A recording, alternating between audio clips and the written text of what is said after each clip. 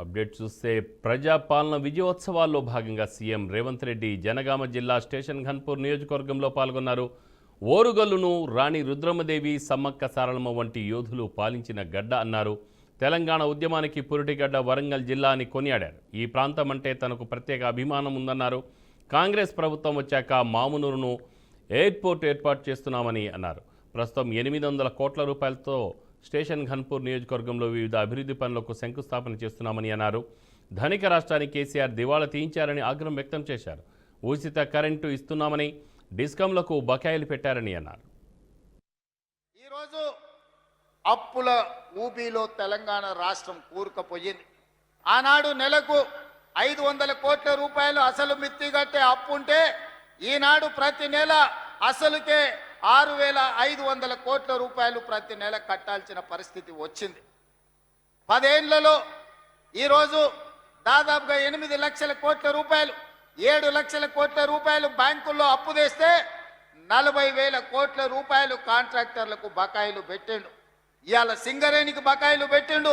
విద్యుత్ శాఖ డిపార్ట్మెంట్కు ఉచిత కరెంటు పేరు మీద రైతులకు ఉచిత కరెంటు ఇచ్చినా అని విద్యుత్ శాఖకు బకాయిలు పెట్టిండు. నిన్నగాక మొన్న బ్యాంకుల్లో తెచ్చిన అప్పులే కాదు, ఆయన పెట్టిపోయిన బకాయిలను లెక్కేస్తే 8,29,000 కోట్ల రూపాయల లెక్క తేలింది. మిత్రులారా, ఈ 8,29,000 కోట్లలో మా నెత్తి మీద కత్తి పెట్టి ఈరోజు బ్యాంకులు వసూళ్లు చేస్తే అసలు మిత్తి 1,53,000 కోట్ల రూపాయలు ఈరోజు బ్యాంకులకు చెల్లించాల్సి వచ్చింది. నిన్న శాసనసభ సాక్షిగా ఈ వివరాలన్నీ నేను చెప్పిన. ఎందుకంటే ఈనాడు మీకు తెలవాలి మన ఆర్థిక పరిస్థితి ఎట్లుందో.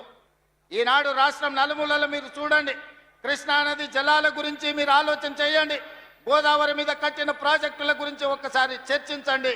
10 సంవత్సరాలు 1,81,000 కోట్ల రూపాయలు చంద్రశేఖరరావు గారు సాగునీటి ప్రాజెక్టుల మీద ఖర్చు పెట్టిండు.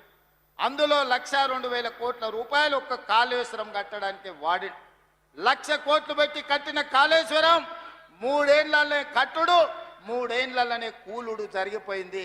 ఇప్పుడు ఆ కూలిన దాన్ని మొత్తం తీసేయాలంటే మళ్ళా ప్రభుత్వానికి 1,000 కోట్ల రూపాయలు ఖర్చు అయ్యే పరిస్థితి వచ్చింది. ఆయన తీసుకొచ్చి అప్పచెప్పిన దరిద్రం అది కాళేశ్వరం కాదు, అది కూలేశ్వరం అని చెప్పి ఈరోజు నేను మిత్రులకు చెప్పదలుచుకున్నా. ఇవాళ ఆయన గొప్పలు చెప్తున్నాడు.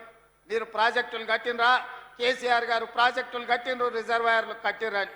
తాటి సెట్ అంతా పెరిగిండు కానీ ఆవకాయ అంతా కూడా ఆయన మెదడులో తెలివితేటలు ఉన్నట్టు నాకు అనిపిస్తలేదు. శ్రీరామ్ సాగర్ 100 టీఎంసీల ప్రాజెక్ట్ ఎవరు మీ తాత కట్టిండా? శ్రీశైలం ప్రాజెక్టులో 300 టీఎంసీలు నిల్వ మీ ముత్తాత చేసిండా? నాగార్జున సాగర్లో 200 పైచీలకు టీఎంసీల నీళ్ళ ప్రాజెక్టు ఎవరు కట్టిండ్రా అని నేను హరీష్ రావు గారిని అడగదలుచుకున్నా.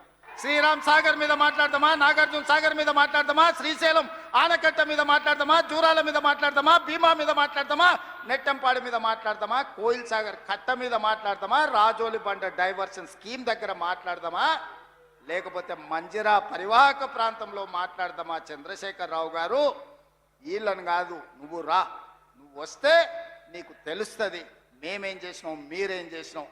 తెలిసి తెలవక ఉడికిందో ఉడకక ఉరుకులాడుతున్నారు నీ అల్లుడు, నీ కొడుకు. వాళ్లకు పిల్లకాకులకేం తెలుసు, ఉండేలు దెబ్బ అని వెనకడికి చెప్పారు. నీకు తెలుసు కదా మా దెబ్బ ఎట్లుంటుందో, కాంగ్రెస్ పార్టీ కార్యకర్తల దెబ్బ. 2023 డిసెంబర్ 3 నాడు చూసినావు కదా మా కార్యకర్తల దెబ్బ. అందుకే ఇవాళ ఆయన మొహం జల్లక ఫామ్ హౌస్లో దాచుకొని ఇవాళ వీళ్ళను ఉసిగొల్పుతున్నాడు. ఏమన్నా అంటే పెద్ద మనిషిని అట్లా అంటారా అంట. పెద్ద మనిషిలాగా వ్యవహరించాలి కదా అని నేను అంట. ఆనాడు ధనిక రాష్ట్రాన్ని ఈనాడు చంద్రశేఖరరావు గారి కుటుంబం దివాలా తీయించింది. దివాలా తీసిన ముక్కబోని ధైర్యంతో ఈ రాష్ట్రాన్ని పట్టాల మీద ఎక్కించి తెలంగాణ రాష్ట్రాన్ని అభివృద్ధి పదం వైపు నడిపిస్తున్నాం.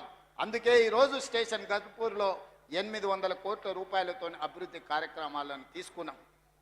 కొన్ని విషయాలు ఆడబిడ్డల విషయం కావచ్చు, ఆర్టీసీ బస్సులు ఇవ్వడం కావచ్చు, లేకపోతే సోలార్ పవర్ ప్లాంట్లు కావచ్చు, ఎన్నడైనా వాళ్ళు ఆలోచన చేసిండ్రా ఈ ఆడబిడ్డలను ఆదుకోవాలని?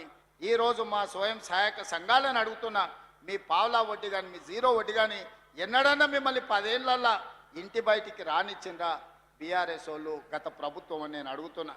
ఇవాళ మా అక్కల్ని అందరినీ ధైర్యంగా రండి, మీ తమ్ముడికి అడ్డగా నిలబడండి, మీ సోదరుడు ఉన్నాడు, మీరు అభివృద్ధి పదం వైపు నడవండి అని చెప్పి ఈరోజు ఆడబిడ్డలకు ఈరోజు మేము నిలబడ్డాం. నేను అడుగుతున్నా చంద్రశేఖరరావు గారు, ప్రొఫెసర్ జయశంకర్ గారి ఊరిని కూడా 10 ఏళ్లలో నువ్వు రెవెన్యూ విలేజ్ చెయ్యలేదు. నేను వచ్చిన తర్వాత జయశంకర్ గారి ఊరిని రెవెన్యూ విలేజ్ చేసిన. ఈ ప్రభుత్వం వచ్చినాకనే వరంగల్కి ఎయిర్పోర్ట్ వచ్చింది. ఈ ప్రభుత్వం వచ్చినాకనే రైల్వే కోచ్ ఫ్యాక్టరీ మీకు వచ్చింది. ఈ ప్రభుత్వం వచ్చినాకనే వరంగల్కి అండర్ గ్రౌండ్ డ్రైనేజ్ వచ్చింది. ఈ ప్రభుత్వం వచ్చినాకనే వరంగల్కి ఔటర్ రింగ్ రోడ్ వచ్చింది. ఈ ప్రభుత్వం